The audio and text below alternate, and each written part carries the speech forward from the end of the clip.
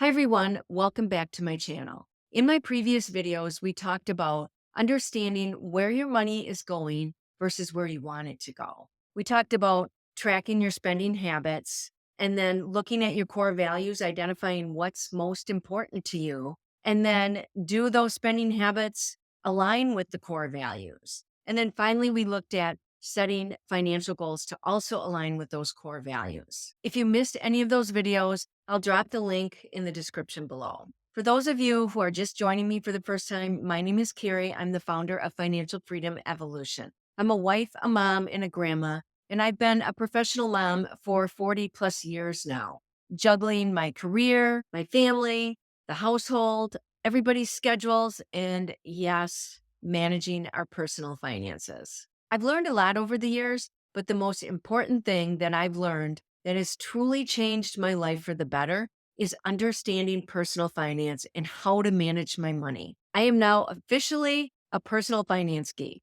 I love to talk about personal finance. I love budgeting and I love anything about money, the good, the bad, and the ugly. I know it sounds crazy, but you can really get addicted to this whole process of managing your money once that light bulb goes off and you start to understand what it means to really manage your money and how a budget gives you the awareness you need to increase your freedom and finally put your money to what you truly value. Today, we're going to talk about budgeting and how it reflects your core values and also helps you achieve your goals. One of the most important things that I learned is not only how to create a budget, but how to use it to make informed and impactful financial choices. And a values-based budget does just that. When my husband and I first started budgeting, we felt incredibly restrictive. We were using a zero-based budget, which is basically just assigning your money to a category or a job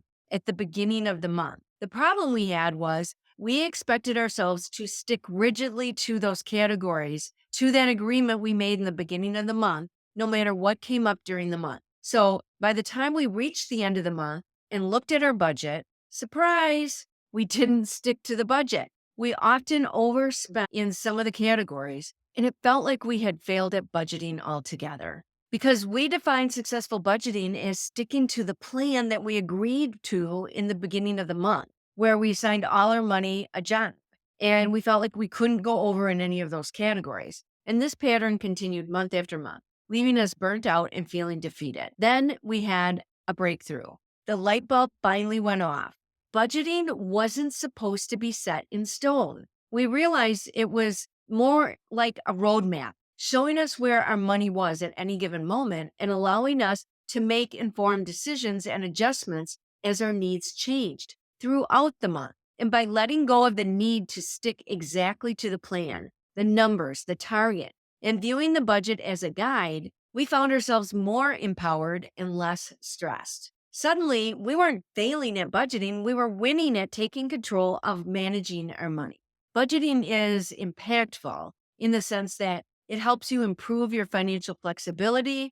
It helps you identify areas for cost cutting and savings, and it helps you prioritize essential spending over impulse buys and keeps you accountable. I actually created an accountability card that I use as my wallpaper on my phone. I keep it on my phone. Every time I go to open up my phone, I see it, and it's there to remind me to make informed and impactful financial decisions on all my purchases. It's just a series of questions to keep me on track.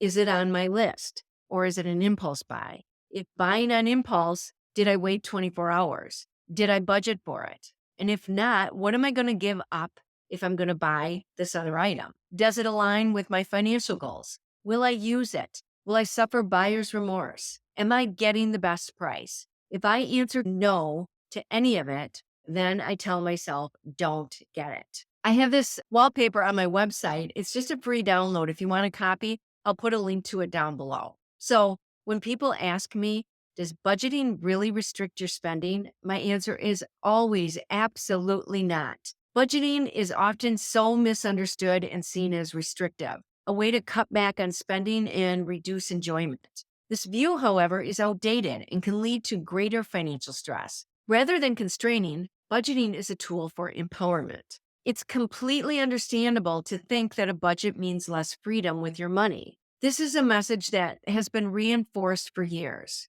But if you're avoiding budgeting to protect your lifestyle and you still find yourself struggling financially, you're not alone.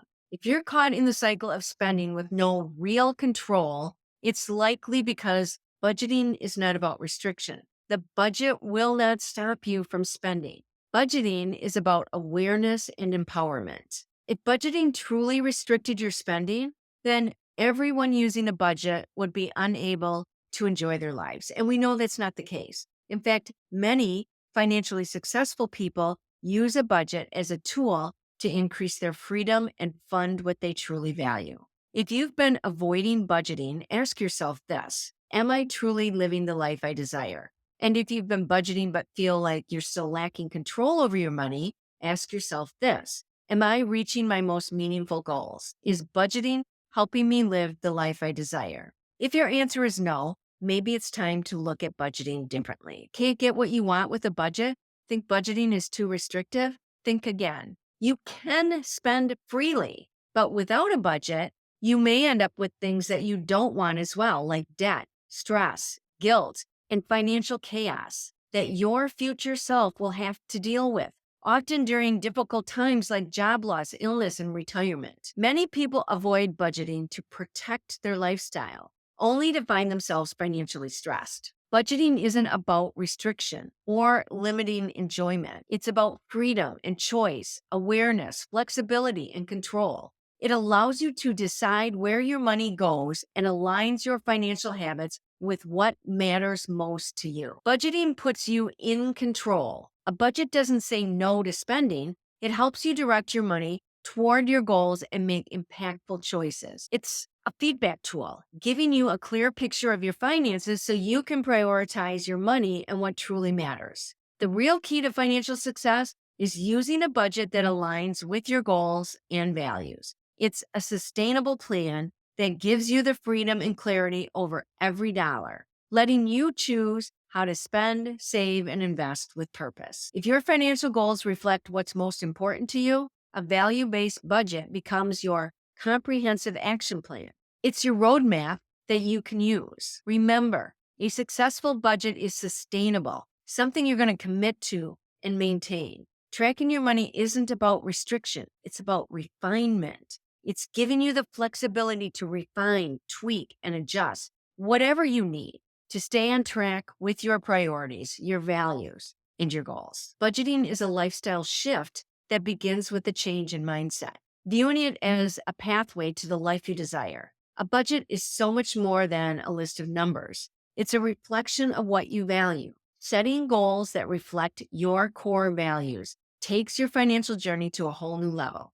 Don't make your budget mechanical where it becomes mundane, where you're just entering data and numbers into a budget from month to month with no rhyme or reason to it, no thought or effort into it, no strategy behind it. And don't make it something where your vision and goals go right over your head and turn into white noise. It needs to be a living, breathing tool that you look at often and come to rely on when you're making all your financial choices, big or small. Utilize your budget to your advantage. When you truly start looking at your financial goals based on your values, they become more than just financial targets, more than just numbers. They evolve into a vision of what you want your life to be. A budget that represents your values acts as your inner GPS, navigating you toward your goals and the life that you want to live. Instead of looking in the rearview mirror and asking yourself, where did my money go? You'll know exactly where your money's going. You'll be looking at your dashboard, your GPS roadmap,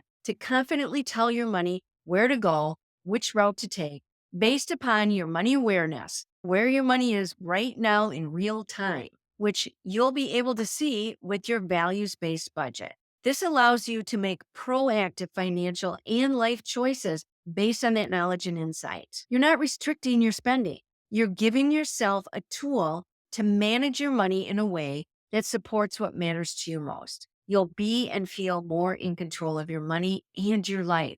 So a few things to keep in mind about a values-based budget. And some of these things you'll recognize if you watched my previous videos. Number one, review your financial goals before you start creating a budget. revisit your financial goals and make sure that they're tied to your values, what matters to you most, whether it's financial security, financial freedom, stability, whatever that is, make sure that they are aligned. If you haven't determined your core values or set your financial goals yet, go back and watch the videos where we walk through this process together. Number 2 is to list and categorize your income, expenses. Now, this step is a biggie, so I want to cover just a few basic things here, and I'll go into more detail in another video. But to be able to achieve your goals, you need to know and understand what you're working with. How much income is coming in each month, and where is your money going? Is it going to savings, expenses, debt obligations, or spending? What does it look like? Break it down into categories. I did a video on how to see where your money is going, and we broke it down into 5 to 8 general spending categories, but just know that that was just real basic. It was a simplified way to quickly gain an understanding of where your money has been going. As you start to take control of your money and really manage it, you're probably going to want to consider more categories or even subcategories. But just know that you can have your categories as generalized as you want or as detailed as you want. There's no right or wrong way to do this. Some people like and choose the general 5 to 8 categories, like I discussed in my earlier video. Some prefer more categories, which can consist of additional main categories and or subcategories to paint an even clearer financial picture. While broad-based categories can simplify budgeting, they also require careful thought about what expenses fall under each category. For instance, if you have a broad entertainment category, you have to make sure to consider all types of entertainment and understand what you're going to put under this category. Is it streaming services, movie night, dining out, hobbies, events? What is it going to be, and what are you going to put under this category? If you prefer a more detailed budgeting, as I do, you might create subcategories under each broader category. So, for example, if you have transportation as your broader category, you might break it down into subcategories like gas, maintenance, auto insurance, and public transit. Detailed categories provide more insight into specific spending habits and give you a clearer picture of your financial health throughout the year. So if you have a broad category of transportation with no subcategories, it's going to be a little bit harder to see exactly where you're spending in that area. So let's say in the area of gas. Without a subcategory and it's just under transportation, you're now going to have to extract every gas transaction under transportation to see how much you spent. Whereas if you had subcategories, like in this example, it'll be easier to know how much you're spending. Let's say using gas again, because you now can filter by the subcategory of gas. Number 3 in getting started with a values-based budget is prioritizing your values within your budget. So once you've categorized your spending, it's time to prioritize everything. Look at each category and decide how much you want to allocate to each one based on its importance to your goals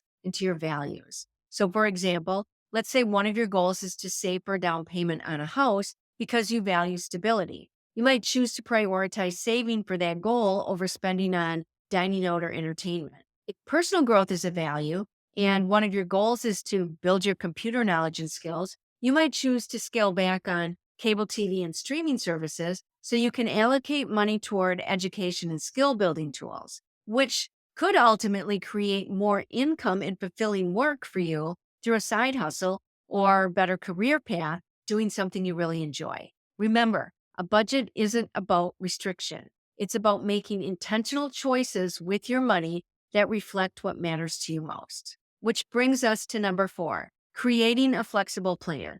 It's important to create a budget that's flexible. Life changes, and so will your financial situation. So for example, have you ever received extra money? This could be a one-time event like a bonus or a tax refund, or it could be something that continues on like a raise. Most of us have probably received an increase in income at some point in our life. So think about what you did with that extra money. Did you save it? Did you spend it? If you spent it, did you remember what you spent it on? Do you still have it? And if so, do you use it? Is it bringing you joy? Did it bring you closer to what's most important to you?